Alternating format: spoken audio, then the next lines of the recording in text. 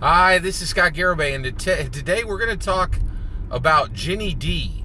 And I think Ginny D is a really, specifically we're going to talk about Ginny D and how I think she may have done a video that shows the entrance to the future path Dungeons & Dragons can take to solve a major problem, to handle a wolf that is constantly around the Dungeons & Dragons camp. Right, and it's really fascinating. I think Ginny D just did something that was quite unexpected, quite needed, and that really needs to be talked about. Okay, so what did Ginny D do, and how does this serve as an example for Dungeons & Dragons 5th edition design team? All right, so here we go. So let me explain what the problem is. The problem is D&D woke, right? Wizards of the Coast and Wizards of the Coast. I'm not sure Hasbro Gaming cares about this, but Wizards of the Coast very much is like, we need D&D woke, man. Like, you know, we started out without any wokeness. We had just way too many white dudes writing this game, and like, if you look back, you can see that the numbers are very, very, very bad as far as inclusivity, as far as the design team on 1, 2, 3, maybe even 4, and possibly even 5, right? Like, it's just, as far as marginalized groups, minorities writing and designing Dungeons & Dragons, the history is just terrible, right? So one of the things is, I think Dungeons & Dragons 5th edition representation, inclusivity, just wokeness is like super, super critically important to them, right? But Candlekeep Mysteries, right, had 17 authors on it. It was very clearly going to be the woke ground for D&D 5th edition, in my opinion.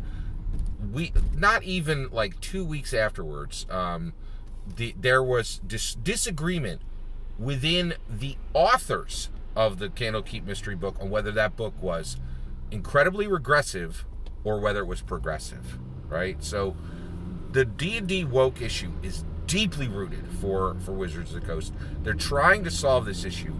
It is not going well, right? So they're stuck, right? And they need to find a way forward. They need to find a way to make the game woke and at the same time make the game better, right? Like Candlekeep Mysteries, perfect example. That book was supposed to be about the exciting, mysteries inside of it. A lot of people are saying there's very few mysteries in it. The vast majority are adventures that could go in any book or aren't mysteries at all, right? The focus was supposed to be on, hey, take a look, see how cool it is when you have representation in every adventure on every page, right? But instead, it's turned into a huge debate, right, about whether this game is whether this specific book, which was arguably constructed with more ability to be woke, inclusive, and representative than any book, and yet it comes out and there is a question even among the authors whether it is regressive or progressive, right? That's a huge problem, right? Time, money, blood, sweat, and tears invested, tears and flames on the other side, right? It's bad, right? So basically you have this woke issue, and so here comes Ginny D, right? Now she did a video, and this is the video I'm talking about right now. She did a video, how to do character voices without accents. Thank you very much, Ginny D, right? So, here she comes along, and she's a fresh new voice in Dungeons & Dragons that I think is getting, her channel is doing well. And when she speaks, I think she has more standing, right? Like, I think there are probably other people who did the same video a while ago, right? But Ginny D has more standing because she's so unique in the community of D&D commentators, right? She started a lot of people who are doing what she's doing, and that has the intersectionality she has, period, right? So she does this video, and she says, here's how to do character voices without accent. Now, why is this important? And why is this the future, right? The future of Dungeons & Dragons to get to success, rather than to be stuck in the mire they're in right now, right? Well, here's the thing. Very, very craftily, I think, very, effectively, very powerfully, Ginny D dealt with a woke issue and came out the other side with the players, the dungeon masters, having better, cooler, fresher options than when they went in. Okay? So basically, let's talk about accents for a minute. Okay? There are still tons of channels that have videos up telling you, here's how you can do accents with your characters. I'm like, I already did a video on this, so I'll just summarize my point on this.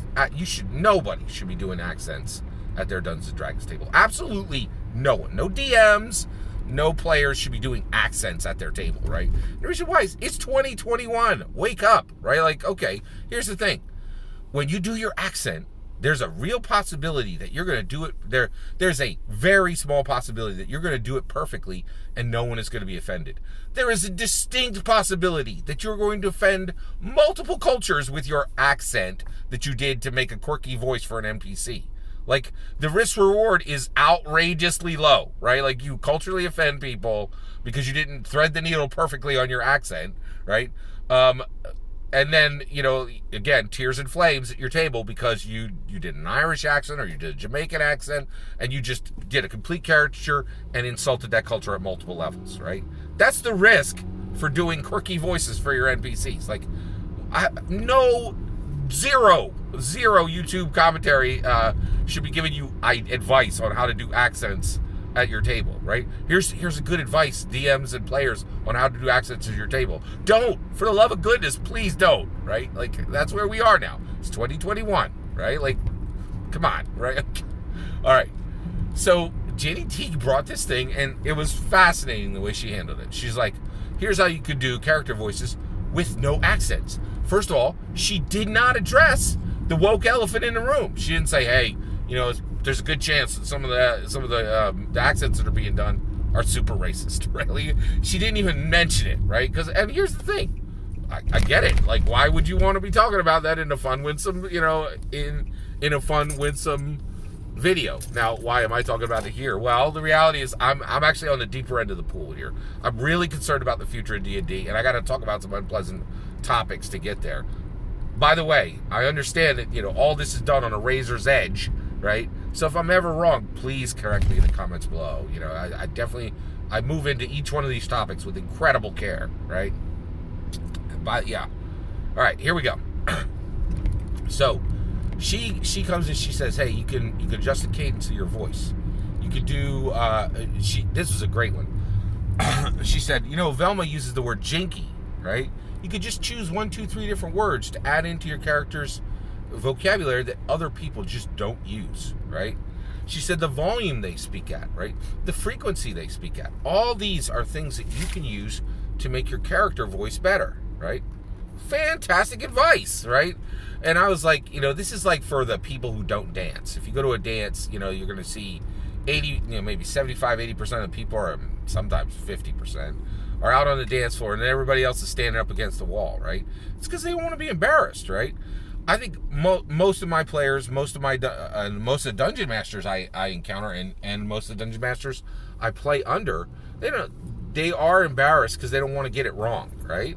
But this is great advice that allows people actual freedom, gives them real tools, and I think games are going to be better for this advice, right?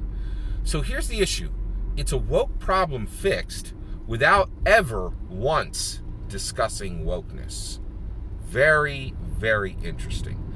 Here's the other thing, right? One of the biggest things with D&D woke is oh my gosh, it's woke and now it's worse, right? This is a very real problem. I'll give you an example of this, okay? Outside the game, and then we'll move it into the game. This is happening outside the game now in America, and then it's happening literally, I think, in every game, right? Where people are trying to follow Wizards of the Coast down the woke road, and it turns out so bad, right? So here we go. Okay. By the way, I thoroughly agree that games should be more woke. My objection is when we do the things that D&D tells us in the official books to make the game woke. It's way worse, right? Which means that I think a lot of DMs and players are frustrated with woke being increased in the game, right? And so we got to get to the point where we can get these values in. The woke values are correct. The execution is the problem, right? And I think the reason why we're talking today is Ginny D has executed perfectly, fixed a woke problem with saying it, just showing it, saying stop doing accents, right? Here's how to do voices without accents, right? But she never says stop doing accents. She just equips people to move forward without accents, right? And I think a lot of people will get it and go, oh yeah, that probably is really great that I'm doing that Russian accent, right? Like that might offend somebody. Right? Yeah, like, okay, all right. So here's where you end up. Okay. So basically, when you, oh yeah, here it is. Okay, America. Okay, you got a big block pickup, all right, and you got an electric car that's named after a quirky inventor, right? And people point at the big block pickup truck and go, "Oh, man, that's so 1985. That ain't woke." Then they point at the electric car that's named after a quirky inventor, and they go, "Super woke." Right, and people are like, yeah, okay, I'm down. Let's do this, man. I'm going on a trip down to Maryland, from Philadelphia. I'm going to take the electric car that's named after a quirky inventor. They're like, wait. I don't know if you could actually make it down there, in this thing. Maybe not. I'm going to have to train you. You're like, well, will the big block pickup truck? Sure, you can, put 30 gallons in that thing and it'll make it all the way down there. In fact, you could tow a boat while you go down. And you're like, wait, what? The non-woke solution tows a boat and can make it in one trip down to Baltimore, but your electric car that's named after a quirky inventor, I got to stop 3 times to make it down, and maybe I won't make it in the day because I spent hours at charging stations. Yeah, that's it. Welcome to woke. And you're like, oh my gosh, this is so bad, right? Like, and so that's what I love about Ginny D's solution is when you're done listening to her video, the game is better. The game is better. Like anybody and everybody can listen to her advice and just come out so much better off and do voices and have fun and lower the risk of embarrassment and lower the risk of having of doing cultural appropriation, of doing of offending people culturally. So I think this, like Ginny D, I think she's done it on one thing. We need to fix the game like across the board, right? So we've got to do what she did on like literally 50 different problems in Dungeons & Dragons. But at least we can look at it and say there's a path forward, right?